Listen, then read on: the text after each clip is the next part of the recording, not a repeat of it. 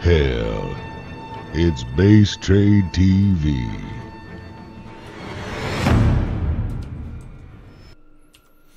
Alright, welcome back, guys. Let me just set up the score there real quick. This is the OlimoLeague. The OlimoLeague. This is game number 3 in this best of 7 grand finals. Spawning here on the top right corner of the map, of course, getting from MVP, it's the blue Protoss player, YongHwa. In the bottom left is the green Terran. It's Journey.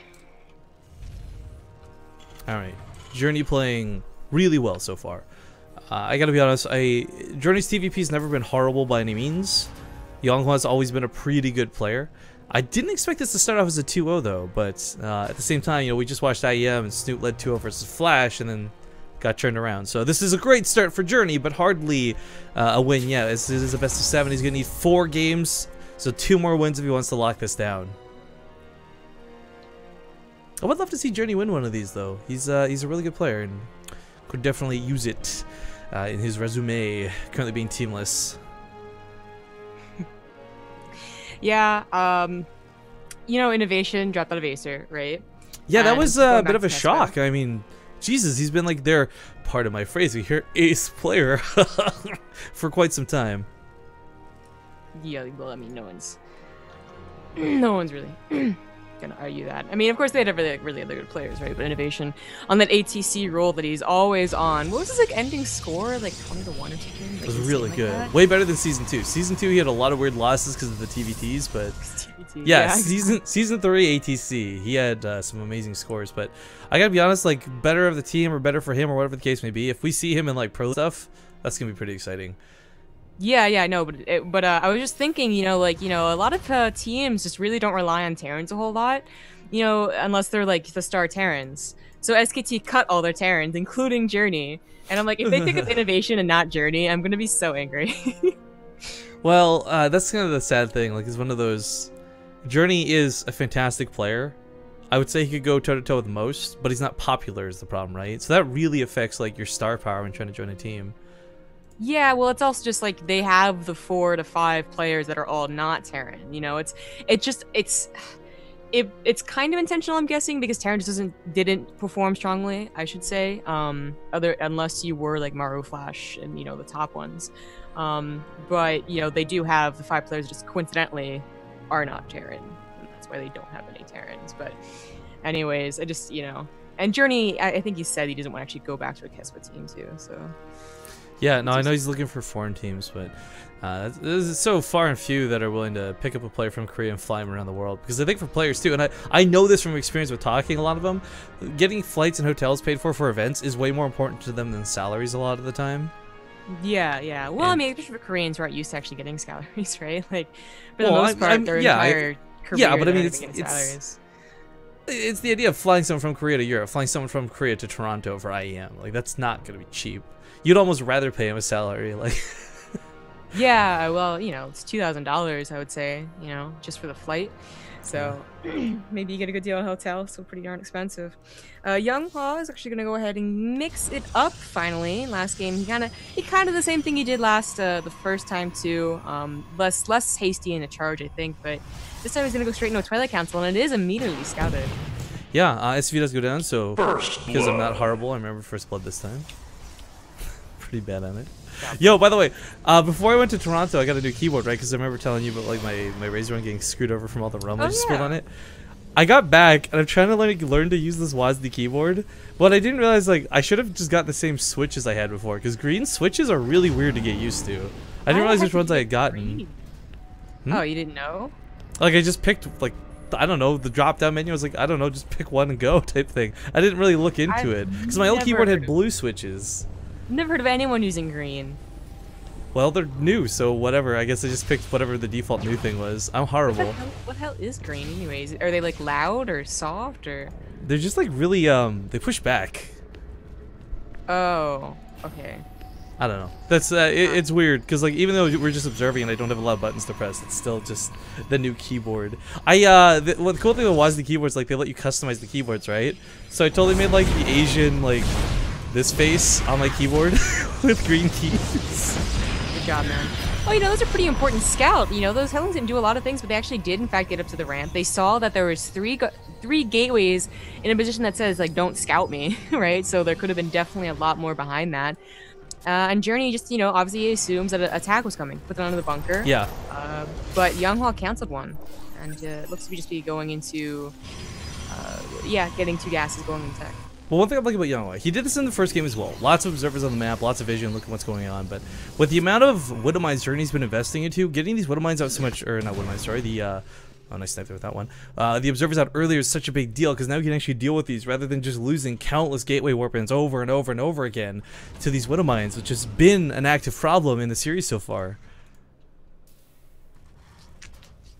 Journey is still under the impression that this attack is coming. YongHwa might just go ahead and, like, you know, warp in a couple of stalkers, because you're gonna get stalkers anyways. You got Blink, not only for aggression, but also sometimes as just an opener going to Colossus, because of course they deal with the Vikings. So he might warp in, like, you know, 6 or something. You know, he has a proxy pylon.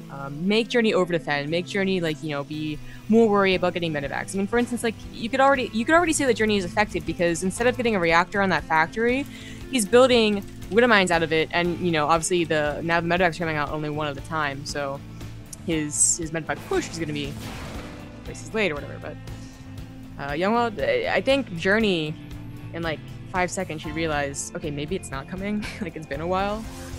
Yeah, I think, well, I mean, one of the hardest things to do is get a scout on that double forge. Scanning home to pick off the observer, not too bad, but I mean, this paranoia could have been solved with like one decent scan. You see the main, you see double forges, you know there's not a blink all incoming, right? Then this bunker, the main gets salvaged, production picks up. I mean, you guys have to consider with like 3 bunkers down, that's 2 less Raxes, perhaps his second starport coming out earlier, you know, everything he needs rather than what he's fearing from. I mean, it's good that he went for this. There's no question about that. But the problem is he doesn't need it anymore. And Journey's not one of those guys to overly scan. Yeah, I think he realizes it though. He has yet to actually salvage the bunker, but he has this drop with Widow Mines, not only maybe returning some damage, but also scouting. He's going to see that there's a lot of guys in gas. He's probably going to see a couple of the sentries warped in.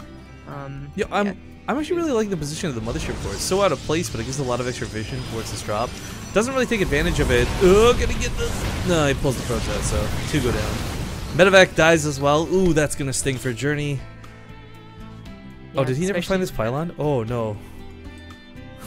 Oh, that's gonna suck for his 3rd placement, That's too. really gonna suck for his 3rd placement. Holy cow. Yeah, oh well. Journey's gonna push across the map now. YongHwa has a Colossus, he has a couple of force fields. The Journey's not gonna do anything, at least, like, you know, face value. Might still start that, those drops that we saw were fairly effective in the last 2 games. But this is such a good map for Protoss because, well, they're allowed to get on 3 bases really fast. YongHwa can actually not be so scared to get that 3rd base a lot earlier. I think last time he got like 12:30, now at least getting at 11:30, it's a minute earlier. It's pretty nice, and he has to, like, not only does this 3rd, obviously, like, it's a 3rd, but it also allows your army to be in a position where, you know, medevacs would be flying over it. Like, that's exactly where Journey would fly his medevacs over to go to the main. No. Well, now there's stalkers in his army there. I know we're like doing StarCraft, all this other real stuff, but look at this Ace Namgasm like train we got going in chat. Oh, who's this? Hamarn 2, you ruined it, man. You ruined it. There's no context for it. We just had it rocking and rolling. My emoticons aren't working, so. And your emoticons never work. Like, maybe. Learn to just reformat, please. Jesus. No. Just for emoticons, no. Oh, hell yeah, just for emoticons. Emoticons are the best. Ooh, lots of Marauders in this drop. This is really nice. This is what I like to see. It's not so much about dealing with the Stalkers or anything like that, but Marauders get to tear through buildings like nobody's business. If you want to see pylons go down in very quick fashion, get a lot of Marauders. So this drop's pretty Marauder heavy. It'll deal with the Stalkers, perhaps, but he's still got to worry about these medevacs because one that YongHwa's been really good at, ooh, nice catch over here, has been sniping off these medevacs all game. Yeah, we'll focus them down immediately. But too many Marauders on the ground. Big snipe on that pylon. No warpins coming in just yet. One of mine does go down to help deal with the Zealots that are sure to come. Of course, there's Colossus or 2 to worry about. If that 4th that died earlier hadn't died, he could have run into the 3rd right around now, but now forced to pick up, leave some Marauders behind. Journey's like, oh, what do I do? These medevacs, they're full. Indecision. What do I do with my hands? There's like this, I'm sorry, there's a GIF on I think it was like Reddit or something, where it was like a bunny just like going back and forth. It's like, what do I do? That was Journey right there. Yeah, we But, need you that. know, Like, that could be like our second Hades gift, right? Like, anybody? What do I do? What do I do? What do I do? it happens so often too. Like when you accidentally don't pick up the Marines, and you're like, what do I do? Well, it's not even but, just you know, Terran. We see this a lot. Like, honestly, in every matchup, there's like that level of decision that we've seen like cost the game. But gets caught here on the right side of the map. Not going to cost him the game, but will cost him a medevac and a couple stalkers, or sorry, marauders. Hopefully, YongHwa doesn't blink forward. There we go. Just gonna disengage. Yeah, I almost would have preferred Journey not go for the huge Doom drop, but just like split it up, because that seems to be what's most effective. Occasionally the Doom drop works. We see them snipe the main nexus all the time. I mean, Flash doing it. I am Toronto. You know, a lot of TVPs, but you know, just going into the natural, because there is one thing about YongHwa taking this base specifically. It helps out against drops. But there is, like, you know, this entire left side that you can abuse and get into the natural, which is usually not a target. Usually you're focusing on the main and the third, but, it, you know, it can be. It can be a very good one. Yeah, there's so many pylons just littered around the map. Finally, they get cleaned up. Yo, I was really worried about this one down here. I'm surprised we didn't see a couple zealots warped in, just run towards that mineral line. Oftentimes, it doesn't take more than 2 or 3 to really just disrupt a Terran Are you player. gonna go over the pylon because God knows why? Okay, whatever. He was like, oh, I'll dodge that other pylon that I just killed. Psych! YongHwa knew what was up. Woodmines, of course, need to burrow if they want to get involved with the fight. There is one observer on the front lines, but Journey, once again, was a little bit late to the party here with the Vikings, so can't quite deal with the Colossus very easily. He's only actually going to have about 5 for this, and that certainly is not going to be enough. Nice Widowmine shot, though. Takes all the shields away from these Zealots. Basically, a good EMP gets landed. Another shot does go off before dying. Meanwhile, looks like he's going to, ooh, sandwich this perhaps in the middle of the map. Coming back home with his forces, not going for the drop. He's got his forces here in the natural, pulls the SCVs back, but with his force fields, he's forced to fight. Oh, that would have been so good if his army wasn't so far away. Now half his army dies for not a whole lot of the Protoss. Get top the Colossus. Don't shoot stalkers. Get top the Colossus. What do I do, bro? Good take. Oh, there's so many Zealots, though. Oh, my God. Journey is just getting cleaned up. He's getting annihilated. Even if he deals the Colossus, I don't think he can get... There's no way he deals with the Zealots. Yeah, that's the worst feeling in the world of a Terran player. Yeah, Even this though is... he's consistently getting Widow Mines. Yeah, this is YongHwa saying, like, look, you think Widowmines counter Zealots? Let me show you 3 games later what I'm talking about. But with the Colossus a little bit... Man, if all these Widowmines are off cooldown, holy cow. Oh, YongHwa has to be so careful. That would have went so much, like, so beautifully. Journey's army was, like, 5 seconds further ahead. Yeah, if it had been back, like, just ever so slightly. He still almost takes it down, but you know what? He just lost all of his Vikings. It wasn't very high Viking count to begin with, and now there's 2 Colossus, like, out of nowhere, apparently. Oh, no. It's time for the Widowmine. Please repair the Ghost Academy Journey. This is so expensive. There we go. I'm getting answer printed. Thank God. Yo, hang on. This has nothing to do with anything. I just remembered. We saw a cosplay at IEM. Someone wore the SCB hats, the party hats. Oh yeah, we also saw an SKT cosplayer, which is kind of weird to see. Like the SKT mascot. ADD. Anyways, in full retreat, back away from the army once again. Archon's finally coming out. Those ghosts on the way. This is not looking good for Journey, though. His army supply is matching that of YongHwa, but you never really want to match a Protoss army supply. If you can't as a Terran player, you need to be ahead. The only thing going for him well is YongHwa hasn't really taken this 4th. He's long distance mining off of it, but once he maxes out, he's got some money to spare. He'll certainly take that 4th base from Journey. Good spot of trouble. I think at this point, with so many Widowmines being so, like, you know, getting those really great Widowmine hits, scanning for the Observer is even more important than you would if you had Ghosts. Unfortunately, still doesn't have a lot of Vikings. That's the worst thing about his composition. It's not just that, you know, his army value is the same. It's that it's a bad army value. It's like the bio army is the biggest part. He's going to force to pull the ACVs in. This might get some of the Colossus with it, but again, those Zealots at the front lines and Archon's charging forward as well. There's just no easy way to deal with this. Not with the current composition of Journey. Kites away, kites nicely, but the Vikings go down. 1 Colossus remains. Ghosts are out. Needs to EMP that Colossus, or the Archon, either way. Doesn't let the EMP on either, sadly. Not sure why he's pulling back. Going to pull down on the Archon. Nope.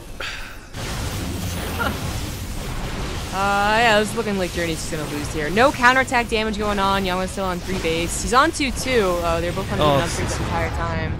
Oh, the CC falls. That's no good. Yeah, Journey, if he had more SCVs to pull into this might be one of those, like, you pull the boys and go for like a full-on counterattack because you wipe out all the Colossus, you wipe out all the Archons, but yeah, he was just dwindling at this point. GG's called. Game number 3 will actually go to YongHwa during the series around now 2-1. Still, though, in the favor of Journey.